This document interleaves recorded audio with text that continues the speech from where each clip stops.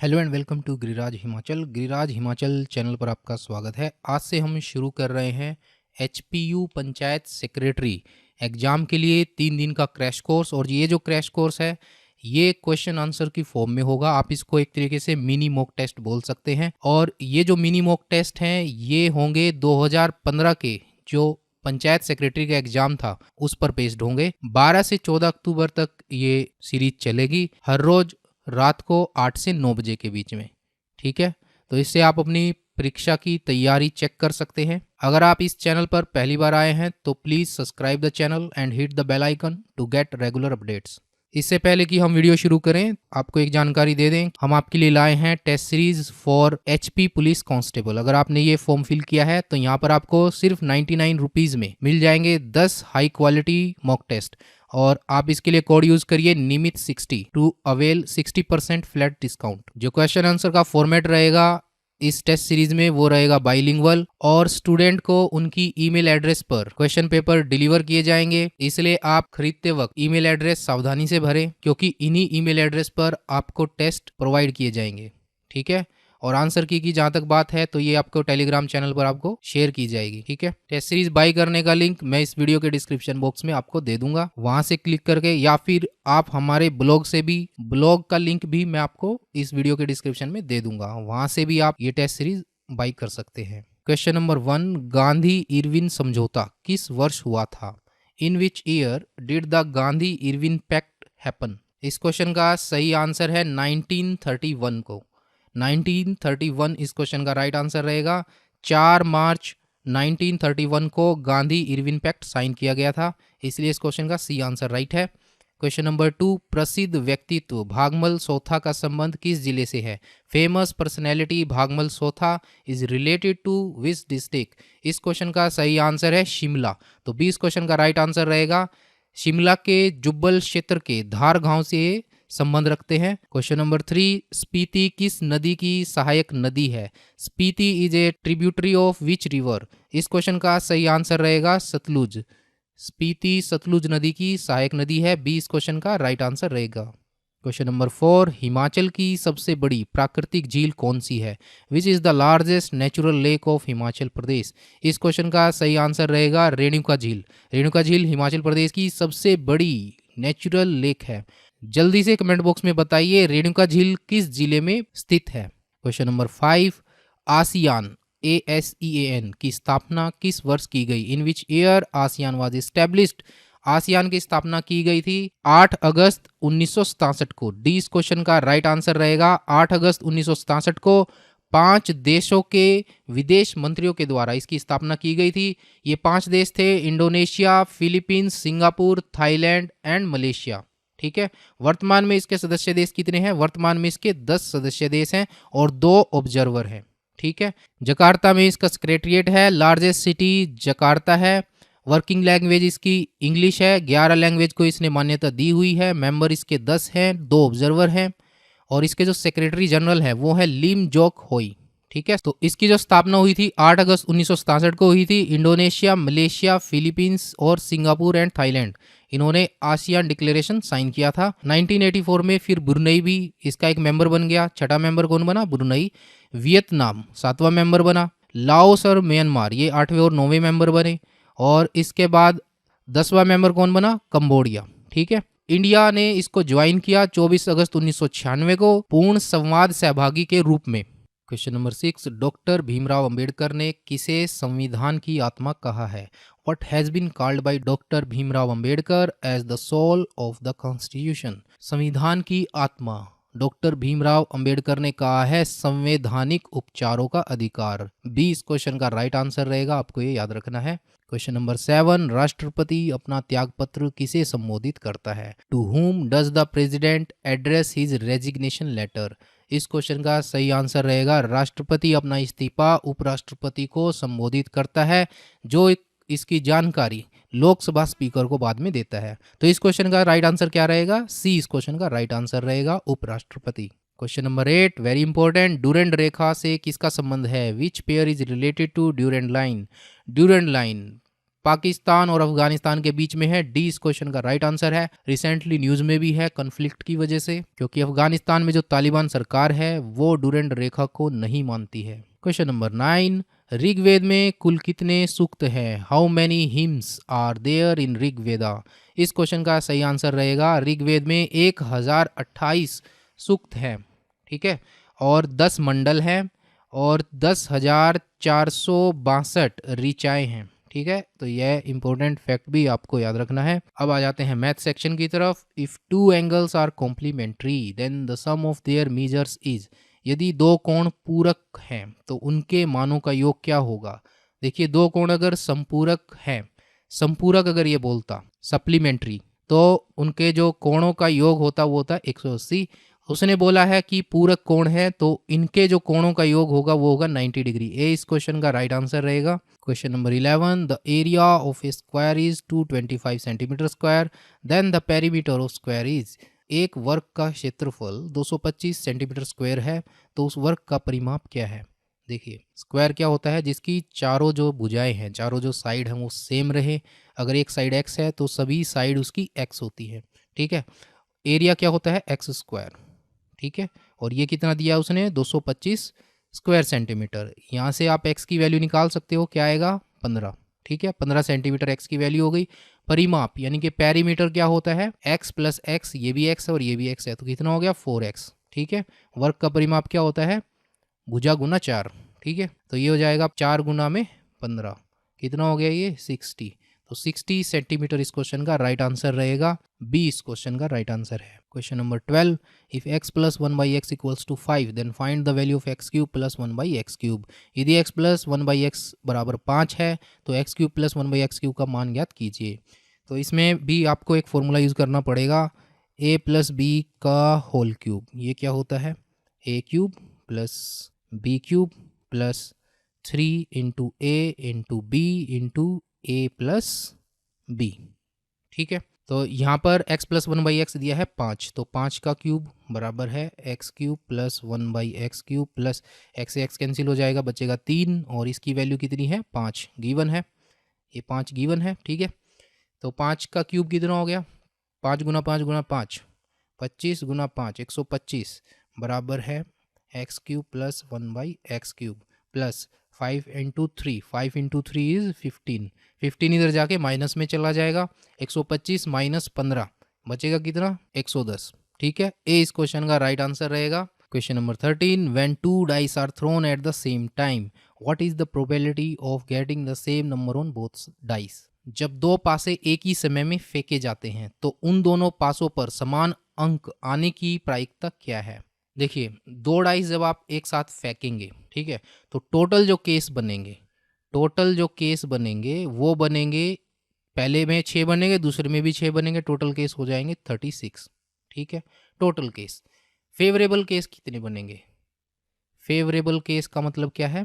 कि दोनों अंक समान आए, ठीक है। फेवरेबल केस क्या हो सकता है? कि दोनों पासों में समान अंक आए।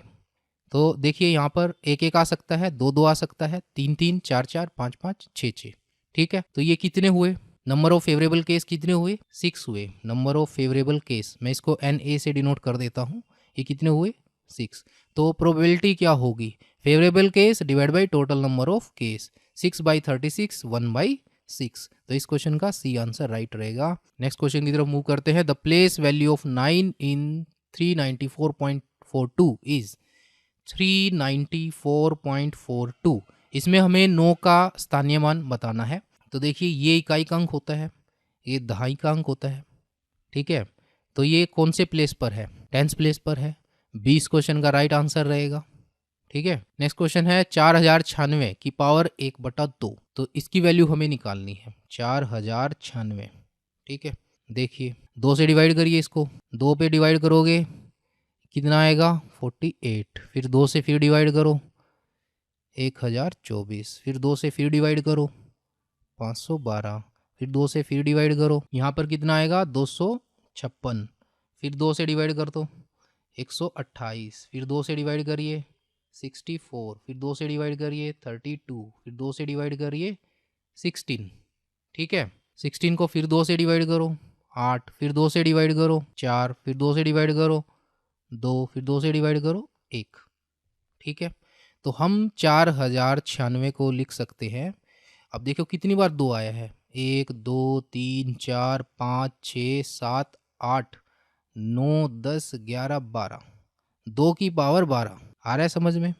4096 को हम लिख सकते हैं 2 गुना 2 गुना 2 गुना 2 इस टाइप से, 12 बार आएगा। ठीक है, और 4096 की पावर कितनी हमें निकालनी है, 1/2, तो इसकी पावर क्या होगी 1/2, यहाँ पर भी 1/2 कर दो। ठीक है, तो ये क्या हो जाएगा 2 की पावर 6, गुना हो जाएंगी शक्तियाँ। ठीक है, पावर मल्टीप्लाई में आ जाएंगी, तो 2 की पावर 6 कितना होता है 64। ठीक है, तो सी इस क्वेश्चन का राइट आंसर रहेगा। Question number 16, if simple interest on a sum of ₹5000 for 3 years is 750, then the rate of interest per annum is. 5000 रुपये की राशि है, 3 साल के लिए उस पर साधारण ब्याज कितना है 750, हमें दर निकालनी है ब्याज की। ठीक है, तो आपको पता है जो ब्याज होता है सिंपल इंटरेस्ट वो क्या होता है, principal into rate into time divide by 100, और सिंपल इंटरेस्ट उसने कितना दिया है 750 रुपये। ठीक है, प्रिंसिपल कितना है 5000, रेट कितना है वो हमें निकालना है, टाइम कितना दिया है 3 साल। ठीक है, 2 जीरो से 2 जीरो कट गई, 50 इंटू 3 150। ठीक है, 150 यहाँ आर के साथ मल्टीप्लाई में है, उधर जाके क्या हो जाएगा डिवाइड में चला जाएगा, तो आर आपके पास क्या आएगा 750, डिवाइड में क्या चला जाएगा 150, तो काट दो इसको, 5 पे कट गया, तो आर की वैल्यू क्या आई 5% पर एनम, तो बी इस क्वेश्चन का राइट आंसर रहेगा। Question number 17, A train passes station platform in 36 second and a man standing on the platform in 20 seconds. If the speed of train is 54 km per hour, what is the length of platform? एक train एक station platform को 36 second में और platform पर खड़े व्यक्ति को 20 second में पार करती है। यदि ट्रेन की गति 54 किलोमीटर प्रति घंटा है तो प्लेटफॉर्म की लंबाई क्या है। ठीक है, प्लेटफॉर्म की लंबाई हमें निकालनी है। ठीक है, जो ट्रेन की जो स्पीड है इसको हम ऐसे लिख लेते हैं, स्पीड ऑफ ट्रेन कितनी है 54 किलोमीटर पर आवर। यहाँ पर देखिए, यहाँ पर किलोमीटर पर आवर दिया है यूनिट, जबकि यहाँ पर जितनी भी यूनिट है वो सेकंड में है या फिर मीटर में है। ठीक है, तो हम इसको मीटर पर सेकंड में चेंज करेंगे। ठीक है, तो 54 multiply with kilometre, kilometre 1 kilometre में 1000 मीटर होते हैं, और पर आवर 1 घंटे में 3600 सेकंड होते हैं। ठीक है, तो इसको आप काट लीजिए 5/18, 5/18, या फिर डायरेक्टली आप 5/18 से मल्टीप्लाई कर सकते हैं। ठीक है, और फिर ये 3 पे कट जाएगा, 18 गुना 3 54 होता है, तो 5 गुना 3 हो जाएगा आपके पास 15 मीटर पर सेकंड। ये तो आ गई आपके पास स्पीड ऑफ ट्रेन। ठीक है, अब जो ये ट्रेन है, अब कोई व्यक्ति अगर यहाँ खड़ा है और ट्रेन आई यहाँ से और इसको क्रॉस कर गई आदमी को पूरी तरीके से। ठीक है, और ट्रेन की स्पीड 15 मीटर पर सेकंड है और उसको क्रॉस करने में समय लगा कितना व्यक्ति को 20 सेकंड में। जो व्यक्ति है वो एक पॉइंट ऑब्जेक्ट है। ठीक है, यहाँ से हम जो ट्रेन की जो लेंथ है, लेंथ ऑफ ट्रेन निकाल सकते हैं, स्पीड इंटू टाइम, टाइम कितना है 20 सेकंड, व्यक्ति को पार करने में 20 सेकंड उसको समय लगा, तो ये हो जाएगा 300 metre. 300 metre length of train हमारे पास आ गई। ठीक है, अब देखिए जो ट्रेन है उसको प्लेटफॉर्म को क्रॉस करने में 36 सेकंड लगते हैं।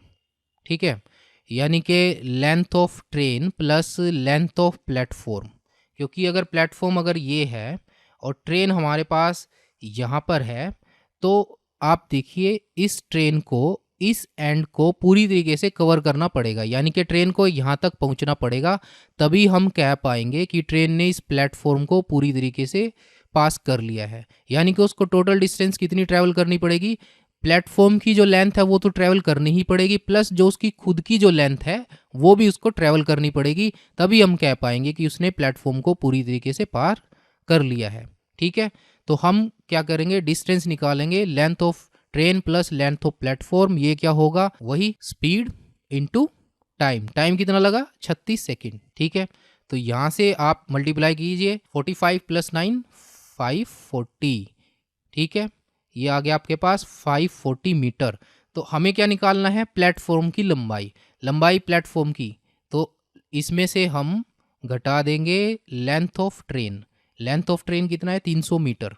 ठीक है, 540 - 300 मीटर, ये आपके पास बचेगा 240 मीटर। ठीक है, तो डी इस क्वेश्चन का राइट आंसर रहेगा। इस तरीके से आपको ये क्वेश्चन करना है। अब हिंदी सेक्शन आ जाता है। रामचरितमानस की रचना किसने की थी? इस क्वेश्चन का सही आंसर रहेगा तुलसीदास ने। ठीक है, तुलसीदास जो कि अकबर के समकालीन थे। ये भी इंपॉर्टेंट फैक्ट आप लोगों को याद रखना है, जीके में पूछा जा सकता है। तुलसीदास किस मुगल शासक के समकालीन थे? किसके समकालीन थे? अकबर के समकालीन थे। ठीक है, वाल्मीकि जी ने रामायण की रचना की थी। ठीक है, और रामायण जो कि संस्कृत में लिखा गया था। प्रेम वाटिका किसकी रचना है? प्रेम वाटिका रसखान की रचना है। 20 क्वेश्चन का राइट आंसर रहेगा। क्वेश्चन नंबर 20, नयन का संधि विच्छेद है। नयन का संधि विच्छेद क्या है? ने प्लस अन। ठीक है, सी इस क्वेश्चन का राइट आंसर रहेगा। नयन में कौन सी संधि है? नयन में संधि है अयादि संधि। ठीक है, यथाशक्ति में कौन सा समास है? यथाशक्ति, देखिए यहाँ पर ये अव्यय लग गया, इसमें अव्ययी भाव समास है। यथाशक्ति मतलब शक्ति के अनुसार। ठीक है, डी इस क्वेश्चन का राइट आंसर रहेगा। अव्ययी भाव समास में प्रथम जो पद होता है वो अव्यय होता है, इसका अर्थ प्रधान होता है, इसे अव्ययी भाव समास कहते हैं। इसमें अव्यय पद का प्रारूप लिंग वचन कारक में नहीं बदलता है, वो हमेशा एक जैसा रहता है। ठीक है, क्वेश्चन नंबर 22, केशव दास की रचनाओं में कला पक्ष की प्रधानता है। 20 क्वेश्चन का राइट आंसर रहेगा। क्वेश्चन नंबर 23, व्युत्पत्ति के आधार पर धातु के कितने भेद होते हैं? व्युत्पत्ति के आधार पर धातु के 5 भेद होते हैं। धातु क्या है? क्रिया का मूल रूप होता है। डी इस क्वेश्चन का राइट आंसर रहेगा। कौन कौन से 5 भेद होते हैं? मूल धातु, यौगिक धातु, नाम धातु, मिश्र धातु, अनुकरणात्मक धातु। ठीक है, अब आ जाते हैं इंग्लिश सेक्शन की तरफ। Substitute one word for the following sentence. Irrational fearing of closed और कन्फाइंड प्लेसेस। भाई किसी बंदे को क्लोज्ड प्लेसेस पे डर लगता हो, उसको हम क्या कहेंगे? क्लास्ट्रोफोबिया। डी इस क्वेश्चन का राइट आंसर रहेगा। Claustrophobia means irrational fear of closed places. Question number 25, synonym हमें बताना है। वर्ड दिया है फिलिप। फिलिप, फिलिप का सिनोनिम रहेगा बूस्ट। बूस्ट मतलब प्रोत्साहन।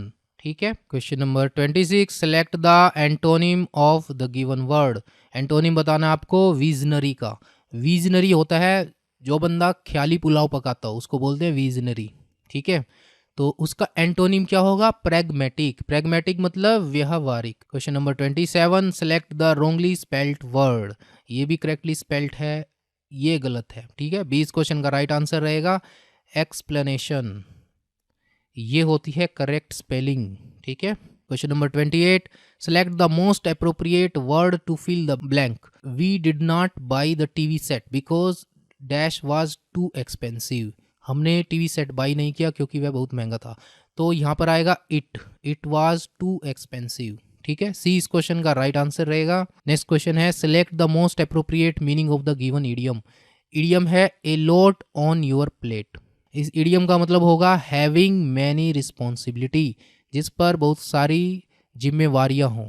ठीक है, तो उसको हम कहते हैं कि भाई आपकी प्लेट पर बहुत ज़्यादा है। Question number 30, select the most appropriate words to fill in the blank.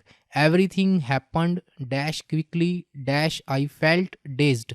Dazed मतलब हैरान रह जाना, अचंभित रह जाना। ठीक है, सब कुछ इतनी जल्दी से हुआ कि मैं हैरान रह गया। तो everything happened so quickly that I felt dazed. तो 20 क्वेश्चन का राइट आंसर रहेगा। तो इस मॉक टेस्ट में यही 30 क्वेश्चन थे। थैंक यू फॉर वॉचिंग, और जल्दी आपको मिलते हैं एक और नई वीडियो के साथ। कल को एक बार फिर आपसे मुलाकात होगी। Keep watching our video again. Thank you very much.